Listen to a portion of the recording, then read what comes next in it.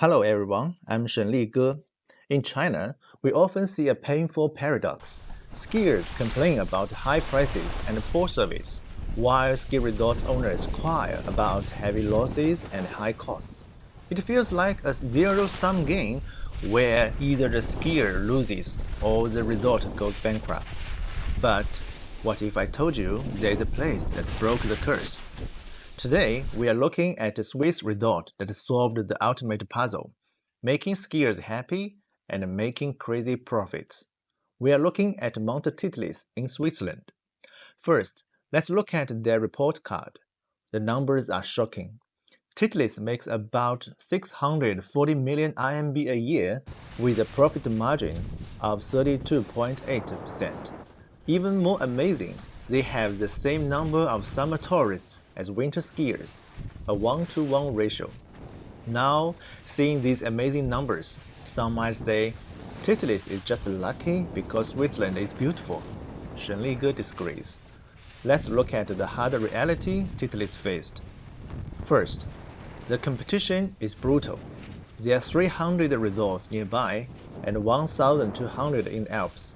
Second, hardcore ski experts don't spend money, they bring their own lunch and offer low profit margins.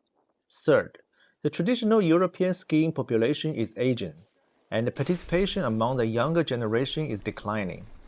Fourth, there is a massive conflict between tourists and skiers. In peak season, the cable car feels like a noisy market, packed with sightseers, while skiers get stuck in the crowd. Even worse, beginners become human torpedoes on the slopes. Add to that high electricity costs and the Swiss wages that are 5 to 10 times higher than in China, and the US is not an easy game. So, how did they overcome these impossible challenges to achieve such high profits? Let's break down their 9 winning moves. Move number 1 is what I called parallel worlds, spending money to make money. To solve the crowd conflict, they didn't kick anyone out. Instead, they spent 1.2 billion RMB on the Titlis 3020 project. They are building separate paths at the summit.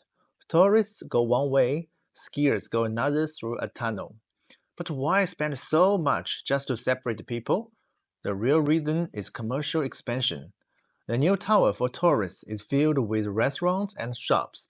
They invested billions to turn waiting time into spending time, selling coffee, food, and souvenirs. To build this high-altitude infrastructure, Titlis had to use helicopters to transport building materials trip by trip. It was incredibly expensive and time-consuming. It reminds Shenglige of the Chinese story, The Foolish Old Man Removes the Mountains. But unlike The Foolish Old Man, Titlis get an extra return. The story of extreme effort will itself become a future IP selling point, attracting even more tourists. At the same time, they created a product called First Ski Experience. They fenced off a flat area for beginners, provided guides instead of expensive coaches, and charged over 500 RMB for an hour. Tourists get their photos, and the dangerous beginners are physically kept away from the professional slopes. This leads to move number 2, the super symbol. In the past, a cable car was just a tool. Titlis changed the game by building the Rotair, the world's first rotating cable car. They turned infrastructure into a super IP. Tourists don't just pay to reach the summit. They pay because they want to ride the Rotair. It becomes a must-visit attraction like Disneyland. Once that cable car is running, the cost is the same whether it carries 1 person or 50, so every extra ticket is pure profit. Move number 3 involves culture icons and targeted marketing. If local experts don't spend money, you make it from foreign tourists. Titlis leveraged a famous Indian movie, DDLJ, filmed there 30 years ago. They placed a cardboard cutout of the movie star at the top, becoming a pilgrimage site for rich Indians. They even serve real Indian curry charged by weight. We can't just sell skiing, we need to sell products that match our culture, making tourists want to buy a nice meal, not just instant noodles. On this point, Wanlong Ski Resort is currently one of the best examples in China. Move number 4 is the train strategy, seamless connection. Titlis worked with the Swiss railway to create the Engelberg Express, a train that runs from the city to the resort in just 43 minutes. This unlocks the day tripper market. If you make it easy to get there, you get the volume. This is a huge lesson for China. Connectivity is key.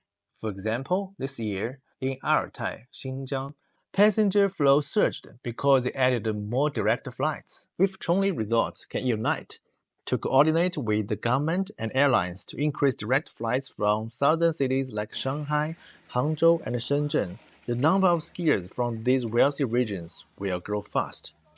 Once they arrive, we will see number 5, vertical retail. Most resorts just sell magnets. Titlis built a luxury Swiss watch shop at 3,000 meters. Why? Because of emotional spending. When tourists reach the top of the world, they feel proud and want to commemorate it. Selling one high-margin Rolex is much more profitable than selling 1,000 hot chocolates. Move number 6 is smart pricing to move the risk. Titlis uses dynamic pricing, where tickets costs change based on booking time and the weather forecast. If you book early to save money, you take the risk of rain. If you wait for a powder bluebird day, you pay a high price. This locks in cash flow earlier. However, Chinese resorts need to be careful with this. The market trust needs to be built first, or skiers might feel it's unfair. Move number 7 is about technology, snow farming. In the summer, they cover massive piles of old snow with thermal blankets, saving about 80% of the snow. This isn't just about saving water, it's about selling certainty. Because they have old snow, they guarantee an opening in October, weeks ahead of competitors. In business, timing is everything. It is worth noting that in China, the Silk Road ski resort in Xinjiang is also trying this technology now. Move number 8 is the cliff work.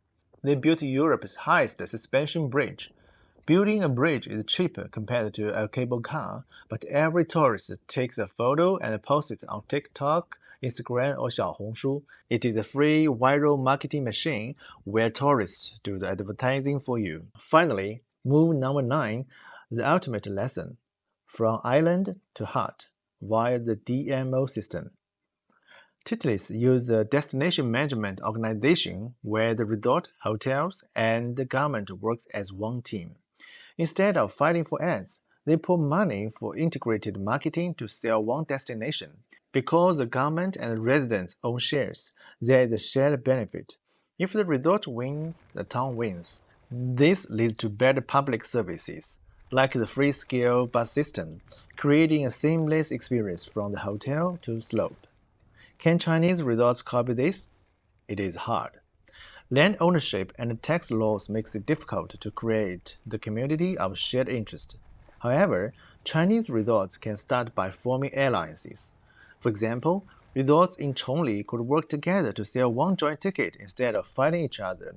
We need to stop being lonely islands and start building bridges. Of course, this is extremely hard to do in the short term. Shenglige will explain the specific reasons in a future video titled, Why Can Less Valleys and Dolomites Work Together? Why Chongli Resorts Choose a Life or Death Fight. To summarize, from Titlis, we learned that profit and experience do not fight each other. Titlis succeeds because they use tourist money to build better slopes, use technology to buy time, turn infrastructure into IP, and unite the town through interesting bidding. In the next episode, we head to USA. We will see how the giant Vail resorts changed the world with a single card, the Epic Pass. Subscribe for more. See you next time.